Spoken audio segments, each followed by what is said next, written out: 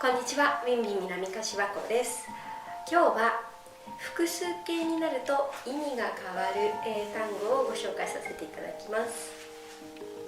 glass、glasses、glass はガラス、glasses はメガネ。wood、woods、wood は木、木材。woods は森。